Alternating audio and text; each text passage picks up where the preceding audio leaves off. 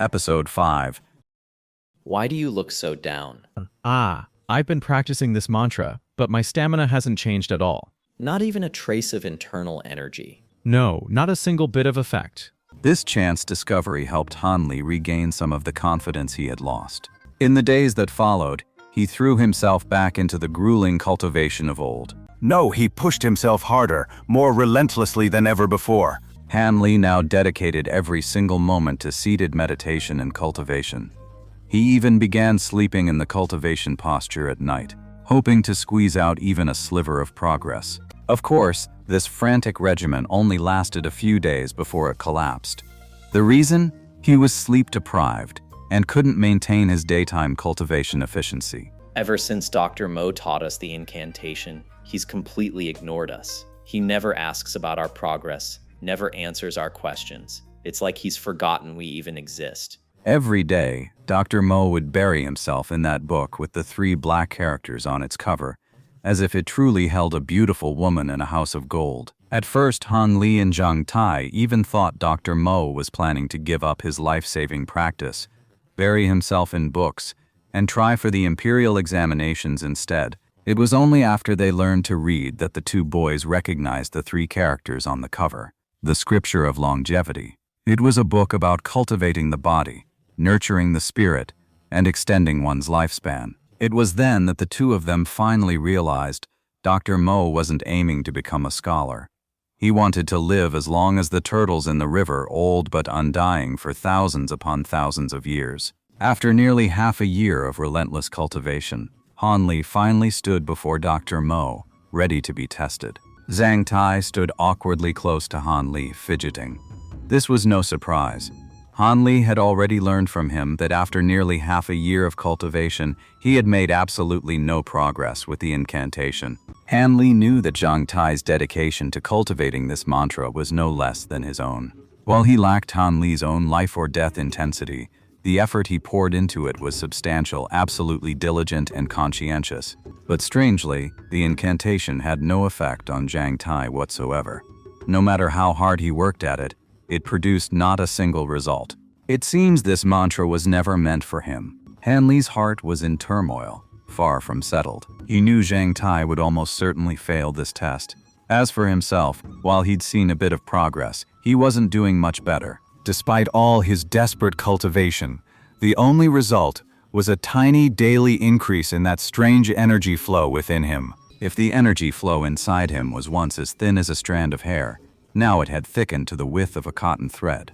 But whether this would be enough to pass Dr. Mo's test, he had absolutely no idea. Han Li's heart was in his throat, a jumble of anxiety and dread. Dr. Mo narrowed his eyes, sitting in his armchair as he watched the 2 with a cold gaze. Are you both ready?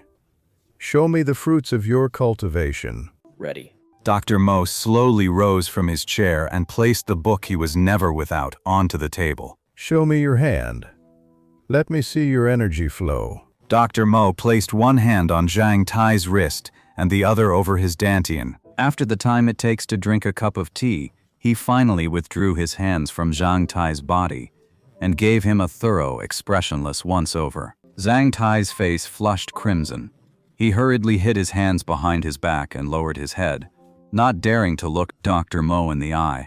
Dr. Mo must have realized I've made 0 progress with the cultivation technique. I doubt he'll be giving me a friendly look from now on. Surprisingly, Dr. Mo showed no sign of scolding Zhang Tai. He merely let a flicker of disappointment cross his eyes. In the blink of an eye, he was back in front of Han Li. Your turn.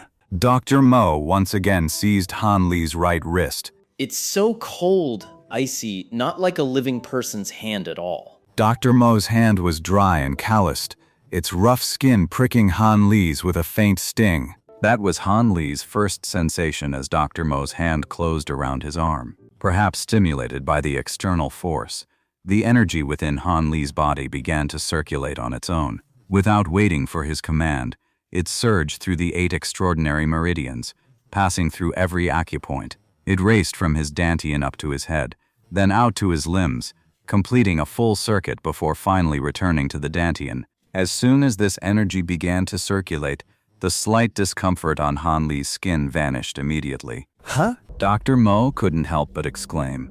He must have detected the energy within Han Li's body. Quick, run the incantation again. Dr. Mo tried to keep his face impassive, but the fanatical gleam in his eyes still took Han Li by surprise. Take it slow. Let me get a good look. Dr. Mo's normally icy tone grew urgent as he placed his other hand on Han Li's dantian. Han Li felt Dr. Mo's hands trembling slightly. He must be incredibly worked up. Without a word, Han Li cycled the energy within his body once more. Good, good. This is the feeling. This is exactly what I wanted.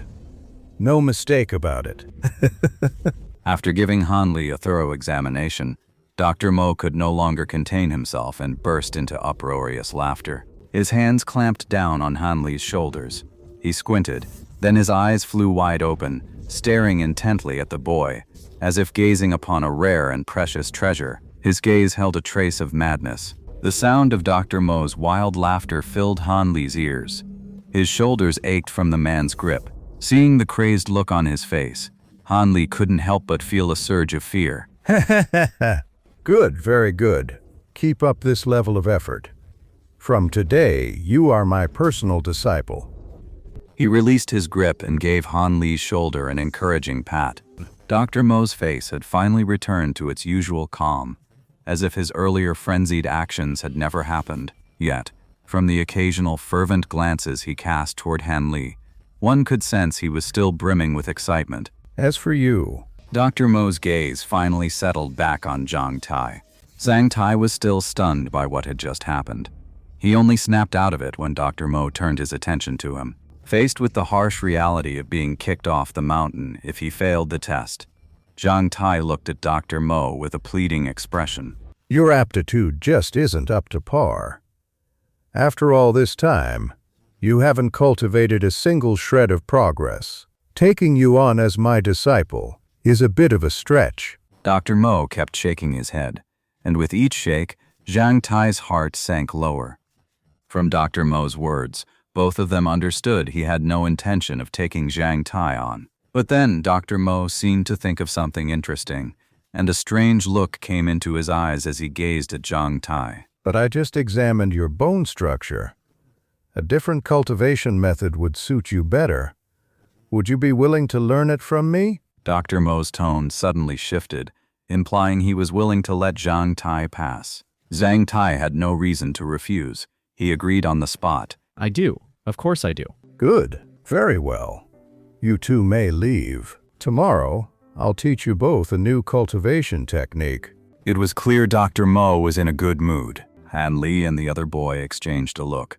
The day's test had been a roller coaster of twists and turns, yet in the end they had both passed, satisfied. It was a deeply gratifying outcome.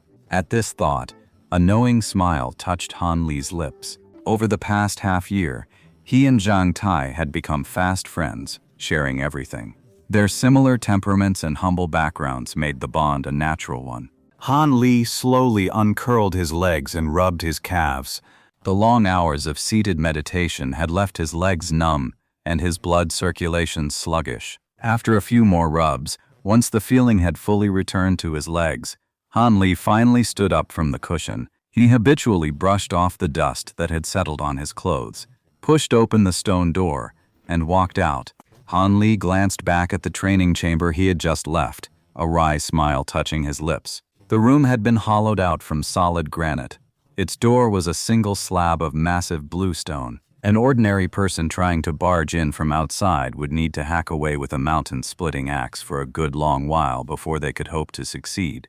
Within the Seven Mysteries sect, only those with significant status, the sect master, elders, and hall masters, have access to such cultivation chambers. Even the core disciples of the Seven Extremities Hall aren't granted them so freely. These stone chambers were built specifically for those cultivating profound internal arts, to shield them from outside interference and prevent qi deviation. No one knows what method Dr. Mo used, but he somehow convinced the elders to approve the construction of this special stone chamber, right here on the cliff face of the Divine Beast Valley, a privilege ordinary disciples could never enjoy. As soon as the stone chamber was completed, Dr. Mo designated it for Han Li's exclusive use. This decision left even Han Li feeling rather overwhelmed by the favor. Dr. Mo is being far too good to me, his disciple. From the day I officially became his disciple, Dr. Mo made me take several different medicines every day. He also used unknown herbs to brew a broth for me to soak in.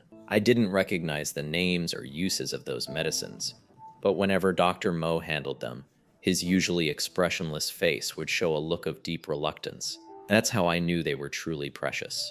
These external aids clearly had a significant effect. Han Li's cultivation speed noticeably accelerated. Not long ago, he finally broke through the bottleneck, successfully mastering the first layer of this nameless incantation. However, during the breakthrough, several of his meridians nearly ruptured, causing internal injuries. Fortunately, Dr. Mo's medical skills were superb.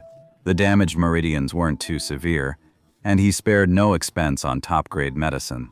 That's why there were no lasting after effects. After Han Li was injured, Dr. Mo acted even more anxious than Han Li himself, restless and unable to sit still throughout the entire treatment. Only when he saw Han Li's injuries finally begin to improve did he let out a huge sigh of relief. Dr. Mo's behavior went far beyond the normal affection between a master and disciple.